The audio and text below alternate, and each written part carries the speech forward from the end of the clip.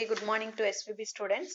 இன்னைக்கு நம்ம இந்த கிளாஸ்ல என்ன பார்க்க போறோம் அப்படின்னா +2 அக்கௌண்டன்சில unit 6 retirement admission of a பார்ட்னர்ல இன்னைக்கு நம்ம பார்க்க போற சம் என்ன அப்படின்னா எக்ஸைஸ் 15 அண்ட் எக்ஸைஸ் 16 இந்த ரெண்டு சம்மும் பார்க்க போறோம். ஸோ ஸ்டூடெண்ட்ஸ் பாருங்க, எக்ஸைஸ் 15ல என்ன கொடுத்துருக்காங்க அப்படின்னா Kavin, Madan and Ranjit are a partner sharing profit and losses in the ratio of 4:3:3 respectively.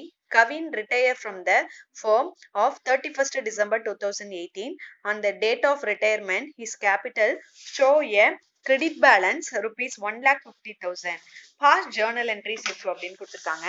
அதாவது இதுல நம்ம என்ன போட போறோம் அப்படின்னா ஜேர்னல் என்ட்ரிஸ் மட்டும்தான் போட போறோம். ஓகேவா? அப்ப இந்த ஜேர்னல் என்ட்ரிஸ் போடுறதுக்கு எத்தனை ஜேர்னல் என்ட்ரிஸ் நம்ம போடணும்? மூணு ஜேர்னல் என்ட்ரிஸ் போட்டா நமக்கு இந்த சம் அவ்வளவுதான். ஃபர்ஸ்ட் என்ன கொடுத்துருக்காங்கன்னு பாருங்க. the amount due is paid immediately. Amount due அதாவது பெய்ட் பண்ண வேண்டிய டியூ அமௌண்ட் இமீடியட்டா பெய்ட் பண்ணிட்டாங்க. யாரு பெய்ட் பண்ணிட்டாங்க அப்படின்னா கவின் பெய்ட் பண்ணிட்டாரு. இது ஃபுல்லாவே கவினை பத்தின விஷயம் தான். ஏன் அப்படின்னா கவின் தான் ரிட்டையர் ஆகுறாரு. ஓகேவா? அப்போ amount due is paid immediately. இமீடியட்டா அமௌண்ட் பெய்ட் பண்ணதுனால என்ன பண்ணணும் அப்படின்னா கவின்ஸ் capital account debtor to bank account bank account அப்படிங்கறது நம்ம என்ன பண்றோம் அப்படின்னா கிரெடிட் பண்றோம். எவ்வளவு மேம் அமௌண்ட் போடணும் அப்படின்னா இந்த 1,50,000 நம்ம இங்க போடணும். சரியா? சோ ஃபர்ஸ்ட் என்ட்ரிக்கு என்ன journal? Kavin's capital account debtor to bank account creditor. ஓகேவா? கீழே நேரேஷன் என்ன எழுதுவீங்க? Amount due is paid to immediately அப்படின்னு எழுதணும். ஓகேவா? அதுக்கு அடுத்து பாருங்க, நமக்கு செகண்ட் என்ன கொடுத்துருக்காங்க அப்படின்னா the amount due is not paid immediately. Amount due வந்து இமீடியட்டா பே பண்ணல அப்படின்னா அதுக்கு என்ன கேபிட்டல், என்ன என்ட்ரி அப்படிங்கும் போது நல்லா பாருங்க. பே பண்ணிட்டாங்க அப்படின்னா கவின்ஸ் capital account debtor to bank account creditor அப்படின்னு சொன்னோம். ஒருவேளை பே பண்ணல அப்படின்னா கவின்ஸ் கேபிட்டல் அக்கௌண்ட் டெட்டார் டு அதுக்கப்புறம் என்ன பண்ணணும் அப்படின்னா கவின்ஸ் லோன் அக்கௌண்ட். கவின் பே பண்ண வேண்டியது இருக்கா, அதனால லோன் அக்கௌண்ட்டை நம்ம கிரெடிட் பண்ணிடுறோம். லோன் அக்கௌண்ட் கிரெடிட் எவ்வளோ அப்படின்னா எவ்வளோ? அதே 1,50,000 தான் நம்ம ரெண்டு சைடு போடணும். சரியா? அதுக்கு அடுத்து சி நமக்கு என்ன கொடுத்துருக்காங்கன்னு பாருங்க. 1 lakh is paid and to the balance in future. 1,00,000 ரூபாய் பே பண்ணிட்டாரு, ரிமைனிங் வந்து ஃபியூச்சர்ல பே பண்ணதா சொல்லியிருக்காரு. அப்ப இதுக்கு என்ட்ரி என்ன போடுவீங்க? Cavin's capital account debtor to அவங்க பே பண்ணது பேங்க் அக்கௌண்ட். கவின்ஸ் கேபிட்டல் அக்கௌண்ட்ல எவ்வளவு போடணும்? 1,50,000 போடணும். அப்போ டு பேங்க் அக்கௌண்ட் அப்படிங்கும் போது நமக்கு எவ்வளவு போடணும்? எவ்வளவு பே பண்ணிருக்காரு? 1,00,000 ரூபாய் பே பண்ணிருக்காரு. அப்போ 1,00,000 ரூபாய் கிரெடிட்ல போடுறோம். அதுக்கு அடுத்து பார்த்தோம் அப்படின்னா நம்ம என்ன பண்ணணும் அப்படின்னா டு கவின்ஸ் லோன் அக்கௌண்ட் எவ்வளவு இன்னும் ஒரு பே பண்ணணும்? 50,000 பே பண்ணணுமா? அப்ப 50,000 இங்க போடணும். ஓகேவா? சோ இப்ப இந்த சம்ம பாருங்க, தெளிவா புரியும்.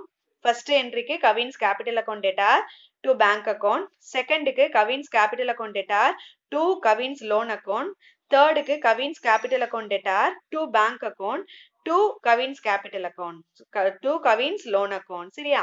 அவ்வளவுதான் 15th சம். அதுக்கு அடுத்து பாருங்க நமக்கு 16th சம். இதெல்லாம் 5 மார்க்ல கேட்பாங்க. சோ இதுல என்ன கொடுத்துருக்காங்க அப்படின்னு பாருங்க. Manju, Charu and Lavanya are a partner in the firm, sharing profit and losses in the ratio of 5:3:2. Their balance sheet as on 31st March 2018 is as follows. Liability rupees, amount rupees கொடுத்திருக்காங்க. இதுல நம்ம என்ன மாதிரியான valuation follow பண்ணணும், எதை கண்டுபிடிக்கணும் அப்படின்னா அவங்க கொடுத்திருக்காங்க பாருங்க. Prepare revaluation account and capital account. revaluation account capital account கண்டுபிடிக்கணும். ஆல்ரெடி revaluation account நீங்க நிறைய தடவை கண்டுபிடிச்சிருப்பீங்க.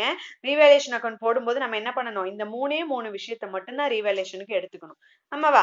அப்ப பாருங்க, அதாவது அசட்டோட வேல்யூ குறைஞ்சா டெட்டா சைடு போடணும், அசட்டோட வேல்யூ இன்க்ரீஸ் ஆச்சுன்னா லயபிலிட்டி சைடு போடணும். ஓகேவா?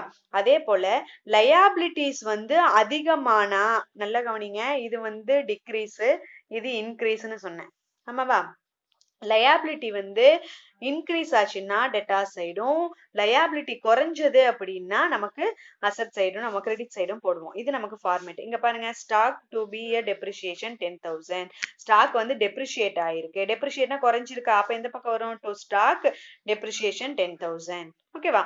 அதுக்கு அடுத்து என்ட்ரி என்ன கொடுத்துருக்காங்கன்னு பாருங்க. to provision for doubtful bad debt அப்படின்னு கொடுத்திருக்காங்க. 3000 வந்து bad debt நமக்கு வந்து அதிகமாயிருக்கு. அப்ப debit side 3000 போடணும். அதுக்கு அடுத்து பாருங்க building appropriation 28000. building வந்து அதாவது அசட்டோட வேல்யூ இன்க்ரீஸ் ஆயிருக்கு. அப்ப எந்த பக்கம் போடணும்? அசட்டோட வேல்யூ இன்க்ரீஸ் ஆயிருக்கு. அப்ப கிரெடிட் சைடு. ஓகேவா? இப்போ பேலன்சிங் பண்ணும்போது 28000 இங்க 28000 இருக்கு. எவ்வளவு போட்டா 28000 வரும் அப்படின்னா 15000 போட்டாதான் 28000 வரும். சரியா? அப்போ இந்த 15000 எப்படி மேம் பிரிச்சு கொடுக்கறது அப்படின்னா அவங்களுக்கு ரேஷியோ கொடுத்திருப்பாங்க. என்ன ரேஷியோ கொடுத்திருக்காங்கன்னு பாருங்க. 5:3:2. தட் மீன்ஸ் எப்படி போடணும்? 15000 into 5 divided by 10. இன்னொருத்தருக்கு 15000 into 3 divided by 10. இன்னொருத்தவங்களுக்கு போடும்போது 15000 into 2 divided by 10. இப்படிதான் நம்ம போடணும். ஆமாவா? சோ இங்க பாருங்க அதே ஃபார்மேட்ல போட்டுப்பாங்க. 5 divided by 10, 3 divided by 10, 2 divided by 10. பிரிச்சு கொடுத்தாச்சா? இது ரீவேல்யூஷன் அக்கௌண்ட் போட்டாச்சு. அதுக்கு அடுத்து நம்மள என்ன அக்கௌண்ட் ஃபாலோ பண்ண சொன்னாங்க? கேபிட்டல் அக்கௌண்ட் ஃபாலோ பண்ண சொன்னாங்க. ஆமாவா? அப்ப கேபிட்டல் அக்கௌண்ட் நம்ம போடும்போது எத்தனை காலம்ஸ் ஓபன் பண்ணணும் பாருங்க. பர்டிகுலர்ஸ் 3 பார்ட்னர்ஸ் இருக்காங்க. மஞ்சு, சாரு, லாவண்யா. அதே போல கிரெடிட் சைடும் பர்டிகுலர் மஞ்சு, சாரு, லாவண்யா. இந்த 3 இதுவும் போட்டுறோம். ஓகேவா? சோ ஃபர்ஸ்ட் என்ன பண்ணணும்? என்ன மேம் பண்ணணும்? கேபிட்டல் அக்கௌண்ட் அப்படிங்கும்போது ஃபர்ஸ்ட் கேபிட்டலை தான் எடுத்துக்கணும். இந்த கேபிட்டல் எந்த சைடு போடணும் அப்படின்னா credit side by balance carried on அப்படின்னு போட்டு கிரெடிட் சைடு மஞ்சுக்கு 70000, சாருக்கு 70000, லாவண்யாக்கு 70000. சோ அது எல்லாத்தையும் பாருங்க நம்ம போட்டோம் 70 70 70. ஓகேவா? அதுக்கு அடுத்து இங்க பாருங்க ரீவேல்யூஷன் அக்கௌண்ட்ல நம்ம இங்க ப்ராஃபிட் நம்ம கிடைச்சிருக்கல. நல்லா கவனிங்க. லாஸ் இந்த பக்கம் இருந்துச்சு அப்படின்னா நம்ம கேபிட்டல் அக்கௌண்ட்ல எந்த பக்கம் போடணும்? கேபிட்டல் சைடு போடணும். ப்ராஃபிட் இருந்துச்சு அப்படின்னா கேபிட்டல் அக்கௌண்ட்ல கிரெடிட் சைடு போடணும். இப்ப நமக்கு கிடைச்சது ப்ராஃபிட்டா லாஸா? ப்ராஃபிட். அப்போ ப்ராஃபிட்ட ரீவேல்யூஷன் அக்கௌண்ட்ல இங்க எப்படி பிரிச்சு கொடுத்திருக்காங்களோ அதே பேசிஸ்ல மஞ்சுக்கு 7500, சாருக்கு 4500, அதுக்கு அடுத்து பார்த்தோம் அப்படின்னா லாவண்யாக்கு 3000 பிரிச்சு கொடுத்துறோம். ஓகேவா? அதுக்கு அடுத்து பார்த்தோம் அப்படின்னா நமக்கு என்ன போடணும் அப்படின்னா இந்த இதுல பாருங்க கேபிட்டல் அக்கௌண்ட் போட்டாச்சு. அதுக்கு அடுத்து பார்த்தோம் அப்படின்னா ரீவேல்யூஷன் அக்கௌண்ட் என்ன அமௌண்ட் கிடைச்சதோ அது போட்டுட்டோம். இன்னும் நம்ம போட வேண்டியது என்ன அப்படின்னா ப்ராஃபிட் அண்ட் லாஸ் 50000 கொடுத்துருக்காங்களா? சோ இந்த 50000 இந்த ரேஷியோல நம்ம பிரிச்சு கொடுத்துக்கணும். எந்த ரேஷியோ? 5:3:2 அப்படிங்கிற ரேஷியோல நம்ம பிரிச்சு கொடுத்துக்கிறோம். ஓகேவா? சோ இங்க பாருங்க 5:3:2 அப்படிங்கிற ரேஷியோல பிரிச்சு கொடுத்துட்டோம். இப்போ என்ன பண்ணணும் அப்படின்னா நம்ம கிரெடிட் சைடு தான் டோட்டல் அதிகமா இருக்கும். சோ அதை டோட்டல் பண்ணிக்கிறோம். டோட்டல் பண்ணி போத் சைடு டோட்டலும் அதை நம்ம போட்டுக்கிறோம். போட்டதுக்கு அப்புறம் என்ன பண்ணணும் அப்படின்னா இந்த டெபிட் சைடு எந்த அமௌண்ட்டும் இருக்காது இல்லையா? சோ என்ன அமௌண்ட் வருதோ சாருக்கும் லாவண்யாக்கும் போட்டுறணும். ஏன் மேம் மஞ்சுக்கு வந்து பை லோன் அக்கௌண்ட் நம்ம போட்டிருக்கோம் அப்படின்னா இதுல யாரு ரிட்டையர் ஆகிற பர்சன்? மஞ்சு அப்படிங்கிறவரு ரிட்டையர் ஆகிற பர்சன். ஆமாவா? அப்ப அந்த மஞ்சுக்கு இங்க பாருங்க மஞ்சு ரிட்டையர்டு அப்படின்னு கொடுத்துருக்காங்க. அப்ப மஞ்சுவை ரிட்டையர் ஆகும்போது அவங்களை என்ன அக்கௌண்ட் நம்ம போட்டுக்கிறோம் அப்படின்னா லோன் அக்கௌண்ட் அப்படின்னு போட்டுக்கிறோம். சரியா? அதோ மஞ்சு லோன் அக்கௌண்ட் அப்படின்னு போட்டு நம்ம என்ன பண்ணிருக்கோம் அப்படின்னா இந்த சம் போட்டிருக்கோம். பாருங்க மஞ்சு லோன் அக்கௌண்ட் 1,02,000, 2500. சரியா? சோ அவ்வளவுதான் இந்த சம்மு. அதுக்கு அடுத்து பாருங்க தமிழ் மீடியம் ஸ்டூடெண்ட்ஸுக்காக தமிழ் மீடியத்துல பாருங்க எடுத்துக்காட்டு எக்ஸசைஸ் சம்மு உங்களுக்கு எத்தனாவது சம்மு அப்படின்னா 15th சம்மு. ஓகேவா? 15 சம்மு இப்படிதான் போடணும். குறிப்பேட்டு பதிவு மட்டும்தான். குறிப்பேட்டு பதிவு 3 பதிவுகள் போட்டா அவ்வளவுதான். அதுக்கு அடுத்து எக்ஸசைஸ் 16 பாருங்க. எக்ஸசைஸ் 16க்கு என்ன ஆன்சர் அப்படின்னா மறுமதிப்பீடு கணக்கு போடணும்.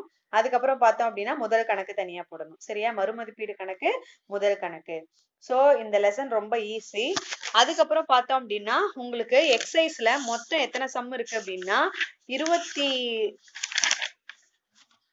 22 சம் இருக்கு. இப்ப இது வரைக்கும் நம்ம எத்தனை சம் போட்டோம் அப்படின்னா 16 சம் போட்டோம். இன்னும் எத்தனை சம் இருக்கு?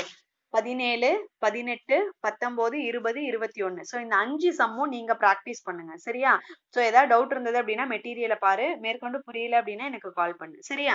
சோ உங்களுக்கு என்னென்ன சம் ஹோம்ஒர்க் அப்படின்னா எக்ஸசைஸ் 17, எக்ஸசைஸ் 18, 19, 20, 21, 22. ஓகேவா? சோ இதுல இருக்கக்கூடிய 6 சம்ஸ் இருக்கா?